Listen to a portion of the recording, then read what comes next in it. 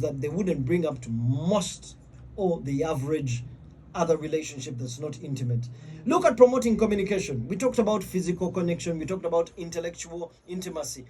And when you have these things, you communicate better because you're communicating from a point of love, you're communicating from a point of connection, you're communicating from a point of togetherness, which boosts for men egos and it nourishes women, you know?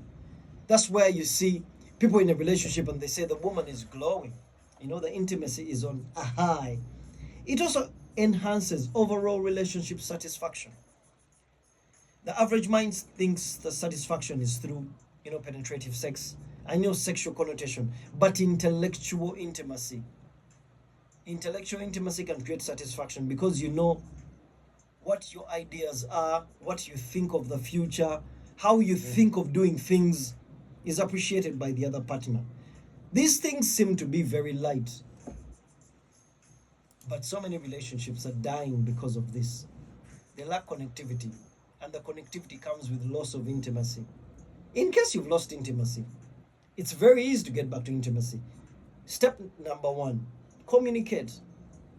Actually, be honest about this communication. I feel like we're out of touch these days. I feel like we are not as strong as we used to be. What do you think could be the problem?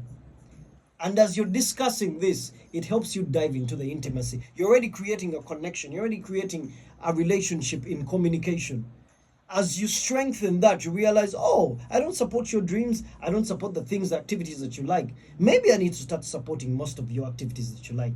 Now you see you're getting into the real nitty-gritty details. We don't have so much of our love languages fulfilled. I mean, if you're the guy and you prefer touch, you can watch a movie together while holding hands. You can cuddle in bed. If you're a person who is, appreciated through gifts, once in a while you throw in a few things here, some flowers, some gifts here and there, items of clothing, and someone will feel they're directly connected because this is their physical, this is their love language. It speaks to them. And when you appreciate them like this, they start paying attention to you. Remember, we talked about intimacy.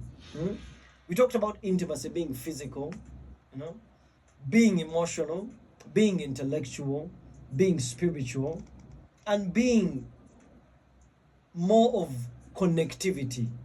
So let's dive into some of the factors. One of the biggest factors that accelerates intimacy is open communication. Open communication, not just communication. How do you communicate? Are you communicating from a place of honesty? I don't like the way you carry out this and that.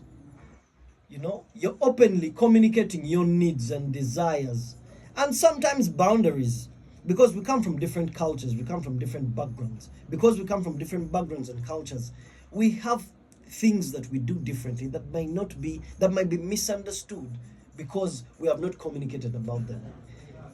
Take another example that contributes to relationship success in the realm of intimacy. It's emotional connection. So many times people are in relationships but don't have emotional connections. These are strong bonds characterized by trust, empathy, mutual support, compensation, Most of all, physical intimacy. You're in a relationship, but you don't remember the last time you cuddled. You don't remember the last time you had meaningful love making. First leave the sex and the Humpty Dumpty, but love making. These things create emotional connection, which is often a loud way of intimacy. Look at shared interests and activities. Whenever you engage in activities together that are shared, that you both like, that you both relate with, it gives you a deeper bond because you laugh together, you walk together, you do work together, you go out for adventure together. So it strengthens. The reason why it strengthens is because there are so many memories that are shared together. And because they are shared together in times of negativity and sometimes some sort of heartbreaks, you look upon these memories and they bring you back. They give you a softer touch. They give you a reason for you to work on your relationship. Look at mutual agreements, okay? Both partners need to be on the same page regarding so many expectations about intimacy. Being on the same page means I like this, you like this. We both like this, we both don't like this. I like this, you don't like this, but I think you can, look the other way. And once in a while, we do something that I like that you may not most preferably like. Now, there you're diving into mutual agreements. That's part of intimacy, because now you're taking some sort of a leap out of your average day to spend time with this person. And they'll enjoy that time, mostly because relationships are a together thing. There's something about me and you doing things together. Respect and acceptance, one of the most controversial sectors in a relationship. Respect goes so far as appreciating who the person really is. It's not easy. Sometimes it bruises egos, sometimes it creates elements of hurt. But when you respect someone, they feel appreciated. Because respect is not about how you feel, it's not about what you do, it's about the other person.